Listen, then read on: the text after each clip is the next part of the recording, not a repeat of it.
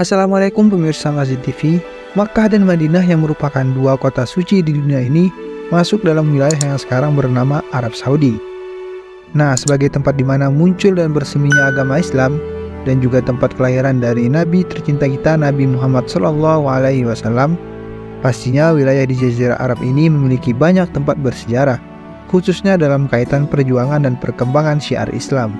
Dari sekian banyak tempat-tempat bersejarah di sana, di video kali ini Masjid TV akan menunjukkan masjid-masjid yang turut menjadi saksi sejarah perkembangan Islam di masa Rasulullah SAW, dan semoga 9 masjid yang ada di video ini bisa menjadi pengetahuan sekaligus memotivasi para penonton untuk mengunjungi bagi yang belum pernah berhaji atau umroh.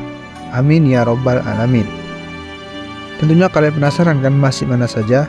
Nah, kalau pemirsa Masjid TV penasaran, simak video ini sampai habis ya, dan jangan lupa untuk terus dukung channel Masjid TV dengan like, subscribe, serta komen kalian, dan tentunya share video ini agar pemirsa masjid lainnya bisa menikmati konten ini.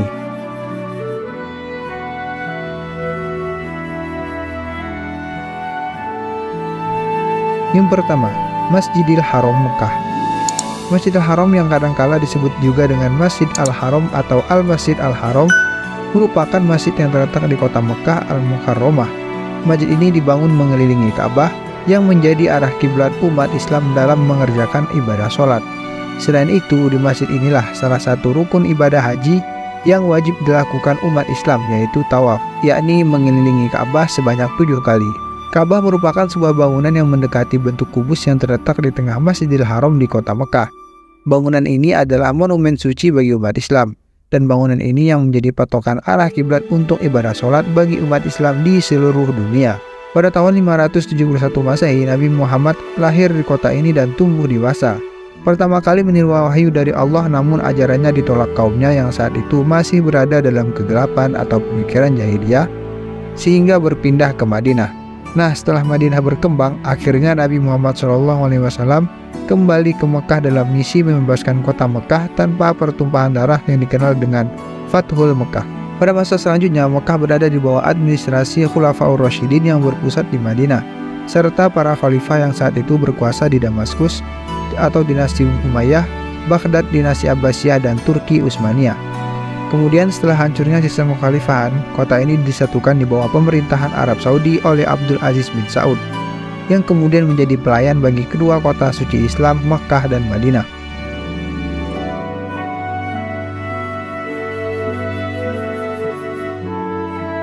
Yang kedua, Masjid Nabawi Madinah. Masjid Nabawi merupakan salah satu masjid terpenting yang terdapat di kota Madinah, karena dibangun oleh Nabi Muhammad SAW dan menjadi tempat makam beliau dan para sahabatnya.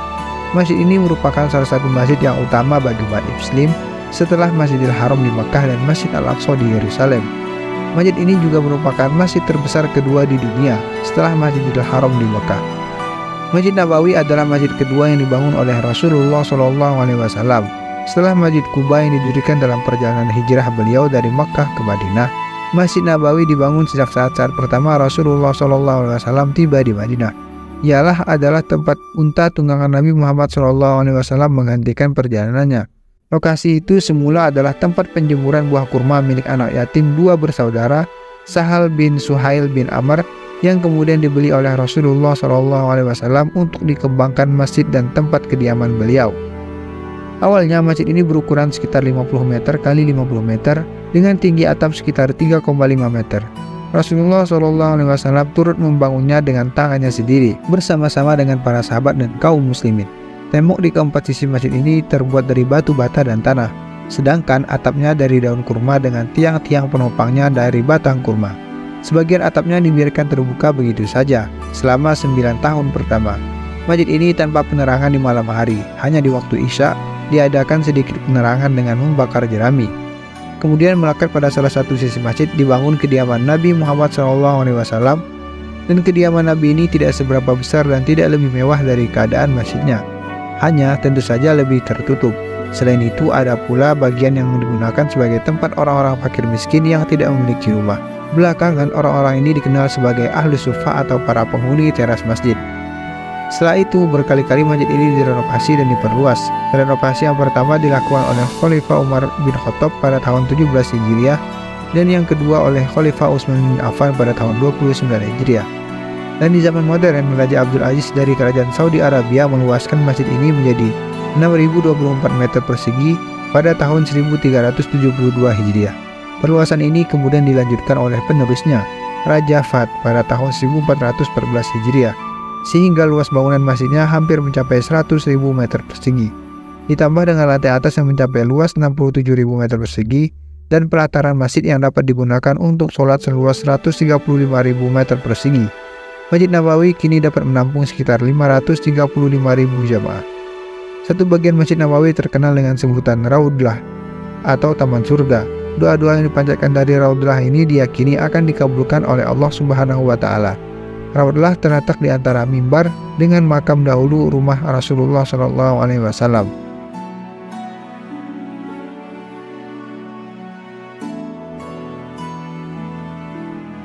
Yang ketiga, Masjid Al-Aqsa Palestina. Masjid Al-Aqsa juga ditulis Al-Aqsa, yang secara harfiah artinya adalah masjid terjauh. Adalah salah satu tempat suci agama Islam yang menjadi bagian dari kompleks bangunan suci di kota lama Yerusalem atau Yerusalem Timur. Kompleks tempat masjid ini yang di dalamnya juga termasuk kubah batu dikenal oleh umat Islam dengan sebutan Al-Haram Asy-Syarif atau Tanah Suci yang Mulia. Tempat ini oleh umat Yahudi dan Kristen dikenal pula dengan sebutan Bait Suci, Al-Habait, yang bahasa Inggrisnya Temple Mount, suatu tempat paling suci dalam agama Yahudi yang umumnya dipercaya merupakan tempat bait pertama dan bait kedua dahulu pernah berdiri. Masjid Al-Aqsa secara luas dianggap sebagai tempat suci ketiga umat Islam. Orang Muslim percaya bahwa Nabi Muhammad SAW diangkat ke Sidratul Muntaha dari tempat ini setelah sebelumnya dibawa dari Masjidil Haram di Makkah ke Al-Aqsa dalam peristiwa Isra Mi'raj. Kitab-kitab hadis menjelaskan bahwa Nabi Muhammad SAW mengajarkan umat Islam berkiblat ke arah Masjidil Aqsa atau Baitul Maqdis hingga 17 bulan setelah hijrah ke Madinah. Setelah itu kiblat sholat adalah Ka'bah di dalam Masjidil Haram, Makkah sampai sekarang.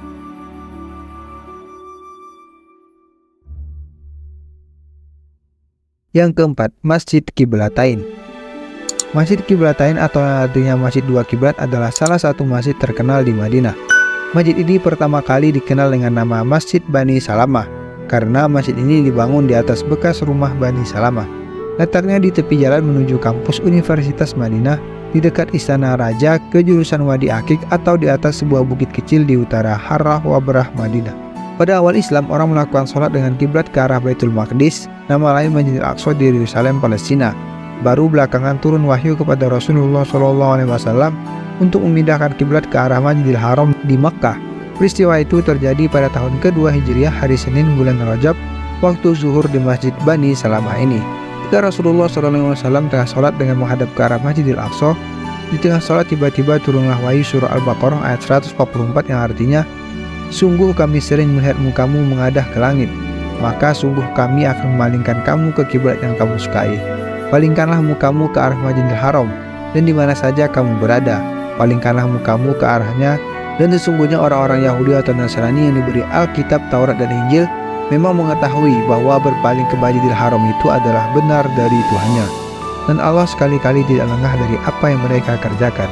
Setelah turunnya ayat ini, beliau menghentikan sementara sholatnya, kemudian meneruskannya dengan memindahkan arah kiblat menghadap ke Masjidil Haram.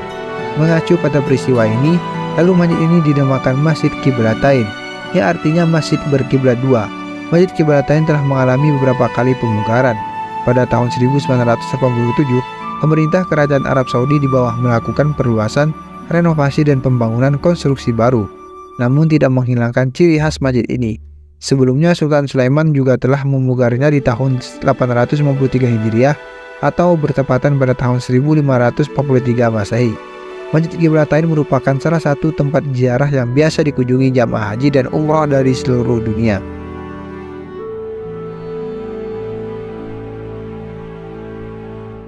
Yang kelima, Masjid Al-Ijabah Madinah.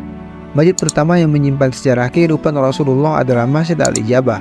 Masjid ini berada di Jalan Malik Fat, Madinah, tepatnya sekitar 385 meter dari pemakaman Baqi.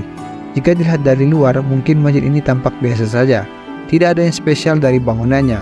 Tapi jika kalian mengetahuinya, ternyata keistimewaan ini muncul di balik namanya. Ijabah berarti dikabulkan. Ya, masjid yang memiliki luas 1000 meter persegi ini diberi nama Al-Ijabah karena dulu Rasulullah SAW pernah berdoa di sana dan dikabulkan oleh Allah Subhanahu wa Ta'ala saat itu juga.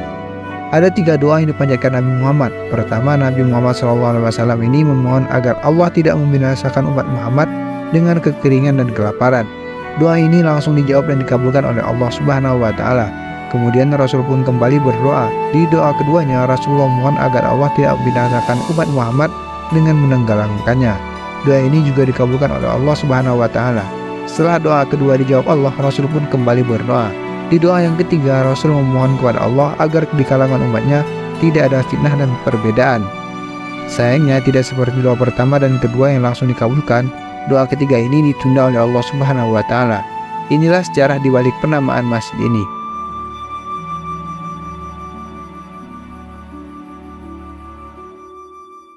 Yang keenam, Masjid Al-Jin Mekah. Masjid Al-Jin Mekah terletak di daerah pinggiran Al-Hujun. Dibangun di atas tempat yang sebelumnya Rasulullah SAW membuat garis di tanah untuk Abdullah bin Mas'ud radhiyallahu an. Sungguh Nabi Muhammad SAW memerintahkan untuk membacakan Al-Quran kepada bangsa jin. Lalu ia membawa Ibnu Mas'ud. Dia berangkat hingga sampai ke daerah hujan di dekat Syib Bani Abudu.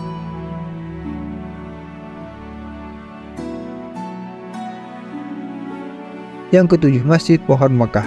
Sama dengan Masjid Al-Jin, Masjid Pohon juga sangat terkenal karena sejarahnya. Sejarah Islam mengatakan dulu Rasulullah SAW pernah berhadapan langsung dengan para jin kafir di masjid ini. Kala itu para jin memang sengaja datang untuk bertemu Rasul. Mereka mempertanyakan dan meminta bukti atas kerasulan Rasulullah SAW. Sebagai pembuktian, Rasul pun memanggil sebuah pohon yang berada tak jauh dari masjid untuk datang menghampiri mereka. Atas izin Allah, pohon yang disebut Rasul pun tercabut dari tanah dan datang menghampiri Rasul. Setelah membuktikan salah satu tanda kerasulan, Nabi Muhammad SAW memerintahkan pohon kembali ke tempat asalnya. Lalu bagaimana dengan jin? Mereka mengakui kerasulan Nabi Muhammad SAW dan memeluk Islam. Saat ini Masjid Syajaroh yang berada tepat di depan Masjid Al-Jin menjadi tujuan wisata religi bagi umat Islam. Selain cerita yang melatar belakangi penamaan masjid, Masjid Pohon juga dikunjungi untuk mengagumi mukjizat Nabi Muhammad SAW.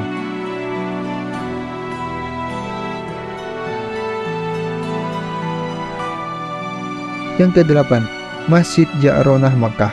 Disebut Ji'ranah atau penduduk Makkah menyebutnya Juranah, berasal dari nama sebuah desa kecil yang dekat dengan Masjidil Haram, terletak di lembah atau wadi Saraf sebelah selatan menuju Makkah. Di desa ini terdapat sebuah masjid yang dikenal dengan nama Masjid Ji'ranah.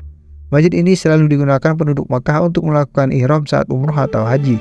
Desa Ji'ranah merupakan perbatasan kota haram dari selatan Makkah ke arah Taif. Rasulullah SAW pernah singgah di tempat ini sebelumnya dari perang Hunain dan sempat membagikan rampasan perang di sana. Karena Ji'ranah merupakan tanda batas ilegal, maka dari sanalah Rasulullah SAW berihram untuk melakukan umrahnya yang ketiga kalinya. Ibnu Abbas meriwayatkan bahwa Rasulullah SAW melakukan umrah selama hidupnya sebanyak 4 kali. Pertama, umrah Hudaybiyah, kedua umrah Qada, ketiga umrah yang dilakukannya dari Ji'ranah sepulangnya dari perang Hunain, keempat umrah pada saat melakukan haji wada.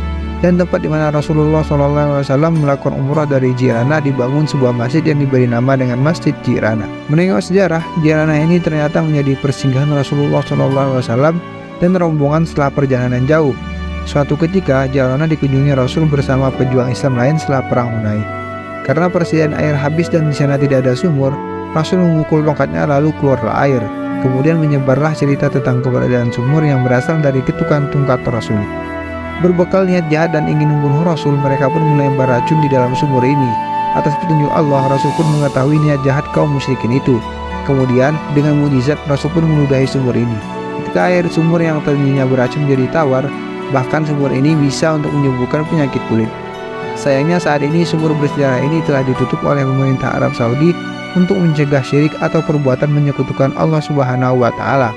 Meski begitu, kalian tetap merasakan kehadiran Rasulullah ketika berada di Masjid Ji'ranah.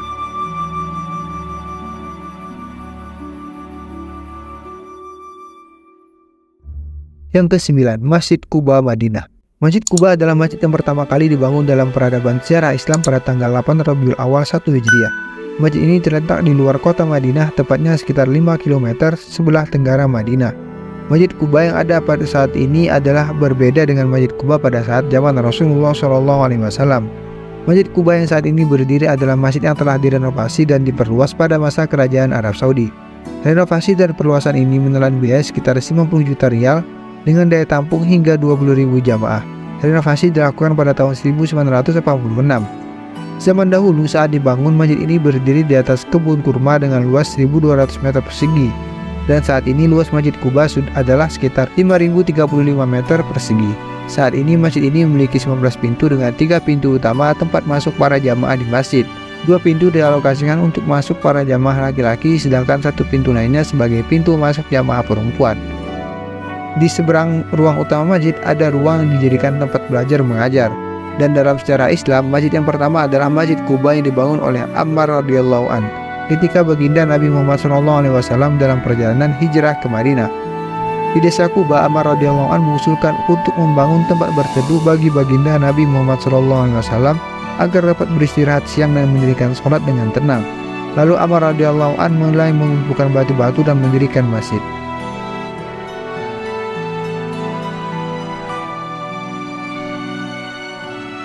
Nah, itulah masjid-masjid yang menjadi saksi sejarah perkembangan Islam masa Rasulullah SAW. Kalian wajib tahu nih pemirsa Majid TV, dan bagaimana ya dengan masjid-masjid di Indonesia pada awal masuknya Islam. Hal-hal seperti itu tim Majid TV akan paparkan pada episode-episode video selanjutnya. Lantas berikan tanggapan kalian ya tentang 9 masjid yang menjadi saksi sejarah perkembangan Islam masa Rasulullah SAW. Tulis di kolom komentar ya. Dan jangan lupa untuk terus dukung channel Majid TV dengan like, subscribe, serta komen kalian. Dan tentunya share video ini agar pemirsa Majid lainnya bisa menikmati konten ini. Semoga bermanfaat. Assalamualaikum warahmatullahi wabarakatuh.